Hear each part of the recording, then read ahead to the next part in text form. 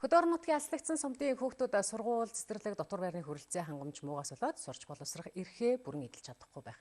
Мөн сургууль завсардах тохиолдлууд гардаг. Өсгөл аймгийн Дархтын хотгорын Улаан улс суманд дотор байрны хүрэлцээгүй байдлыг шийдэж, шинээр дотор байрыг барьж ашиглалтанд орууллаа. Улаан улс сумын ерөнхий боловсролын сургуульд энэ хичээлийн жилд 840 сурагч суралцж байна. Сургуулийн дотор байрны хүрэлцээ муугаас шалтгаалж хөдөө мал маллаж амьдардаг хүмүүсийн хүүхдүүд дотор байранд хамрагдаж чадахгүй, таньдаг айлдаа эсвэл аав ээжийнхэн аль нэгтэй хамт суманд ирж гэр байшин хөлсөж амьдрахаас өөр аргагүй байдалд хүрдэг байна. Дотор байрны хүрэлцээгүй энэ байдал олон жилийн хугацаанд шийдэгдэлгүй явсаар өнөөдөр 75 хүүхдийн багтаамжтай шинэ дотор байр ашиглалтанд орлоо.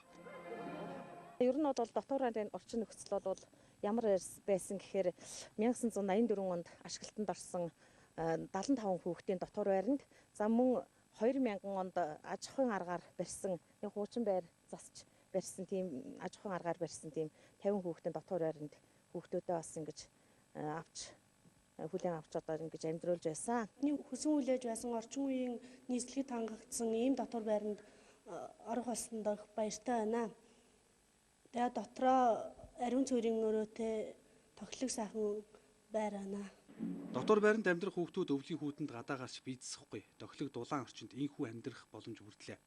За түүнээс гадна сумын сургууль цэцэрлэгийн хуучирсан ашиглалтын шаардлага хангахгүй барилгуудыг орчин үеийн шаардлагад нийцүүлж шинээр барьж байна.